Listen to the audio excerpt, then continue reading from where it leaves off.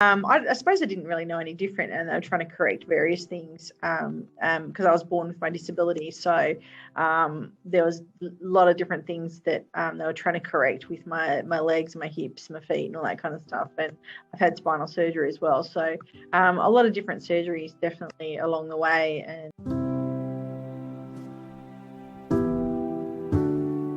both my parents are not from Australia, and being here is quite a sporty nation, and everyone's kind of into it, and everyone's kids were into sport and after school and during school and things like that. And my first taste of any kind of sport was when I was 3, and I was taught to swim, and this was with a whole bunch of other children with similar disabilities, and it was fantastic. I had a lot of fun. I loved it, and if anyone knows me, I'm just slightly competitive. So I kind of got the taste for it there, but it wasn't until I was about 8, and then I was introduced to wheelchair sports, and the whole world, I think, opened up to me like, wow, I can actually do this. I can be competitive, and it's as equal as it's going to get for me.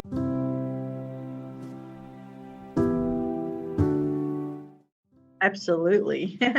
I think it's a good way of bridging the gap to a certain extent. I think it's very important, as you just mentioned, to find your place, to find your community, to find out where you belong, and to know that you do belong. And it doesn't matter. I run a group on a Saturday morning for athletics, and I don't care how old you are, what your disability in terms of if you're good or you're not good.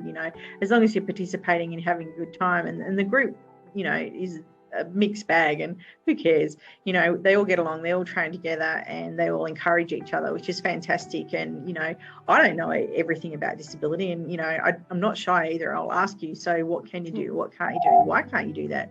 And it's quite interesting, like, for a lot of people, and especially the younger children who perhaps haven't had a lot to do with other people with disabilities, or seen someone who's older than them, or can do different things independently, and they're like, wow, isn't this cool, and they come out of their shell.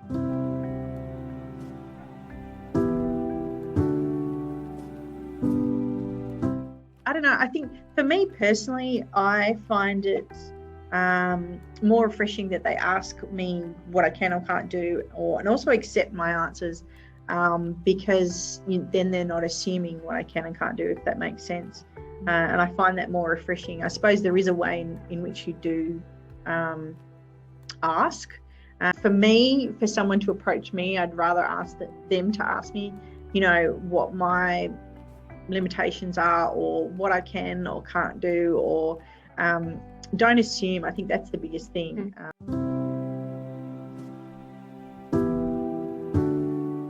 Obviously, I've learned a lot through my sport. The opportunities that I've had through my sport, obviously traveling and meeting lots of different people, experiencing lots of countries and cultures, things like that I would never have had the experience, of being able to do. I think being a lot more tolerant of people and their way of life, and okay, well, that's not how I do it, but that's okay, kind of thing. So, and there's so many skill sets that you don't know you've got until you kind of either come out of sport, or you look into a different area of life and you think, oh, I'm really good at, my time management, or I'm really good at, planning and sticking to a routine, or there's just so many different things that you can think of. I'm very passionate about what I do. I'm a great communicator, and the communication is just so many different facets to it. So there's lots of things that I've learned through my sport and didn't know that I had skill sets, I suppose. So big lessons there, I suppose, in knowing you don't really know what you've got until you stop there and think about it and reassess it.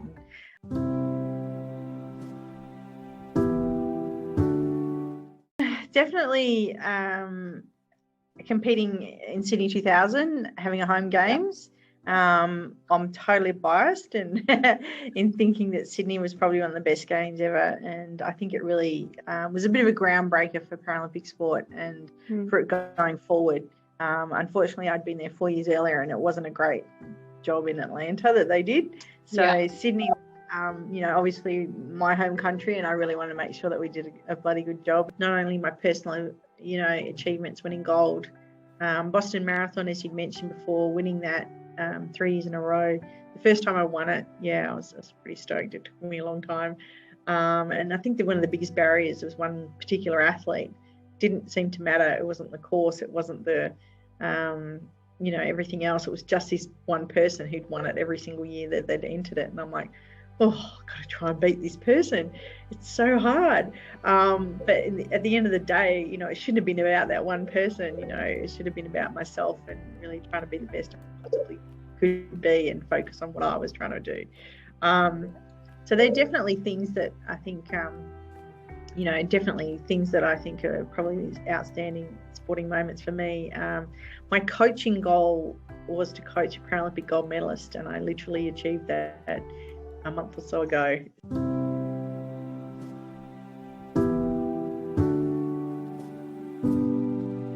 wasn't sure what I wanted to do after I retired. I actually could plan a little bit for retirement because I had to make a sensible decision to retire because of ongoing injuries and I had to look for the future and how I was going to be able to get around. So I definitely thought that I wanted to stay involved in my chosen sport. I loved it so much and really wanted to give back what had given me so much as well. So I kind of planned to go into coaching and, I didn't know whether I'd be any good at it. I just thought, we'll see how we go kind of thing, and progressed from there and just, did a few hours here and there and then just built up and obviously had some great mentors and people to advise me along the way. So that was, I suppose, my going from being an athlete to a coach. But it was very difficult, I must say, and I think this has been probably documented a lot lately, which is great. It's good that lots of other people are coming out. The transition from being an athlete to anything else afterwards has been very difficult for a lot of athletes, and I'm one of those.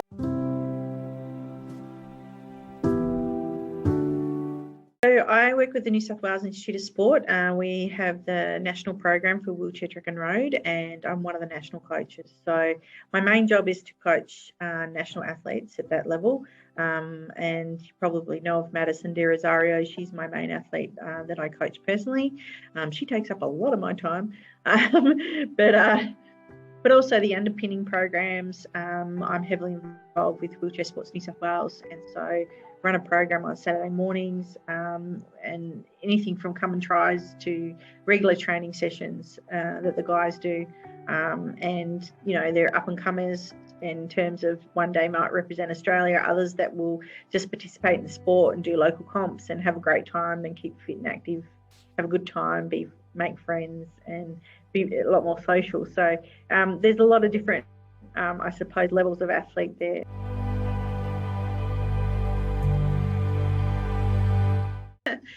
Obviously we work towards, Paris is only 3 years away, so a lot of competitions in between. We have Commonwealth Games with some select events and also World Championships next year, and then the cycle just continues on, so to speak. But I'd love to see some more athletes come through, and obviously that'll be more challenges for me as a coach, working with different people, different athletes, trying to get the best out of them.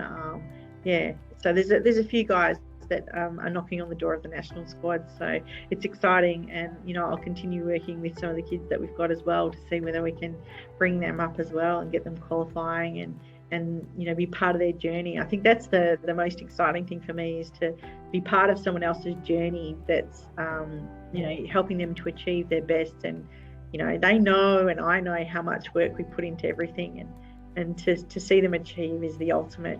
Obviously I've had a lot of success personally, but being part of someone else's journey is just as good. It's just as rewarding. So it's exciting.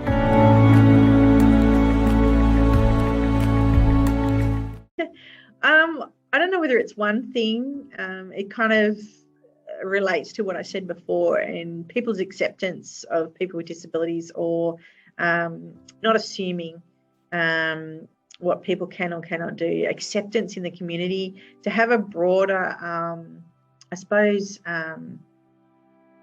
to be more, not necessarily to be more accepted, but also to have a broader kind of acceptance in the community. It's really hard to to explain, I suppose. Like you said, the fear is there, and the negative context of disability is so high, and it's so frustrating. So I think, having more exposure to various disabilities and disabilities groups, and to be a norm in the general public would be unbelievable. It's not necessarily one thing, but a broader, definitely acceptance in the community, but also getting that vision out there and being able to be seen in everyday life and jobs and the community, and why can't we do this or why can't we do that, and not having to fight for things so much.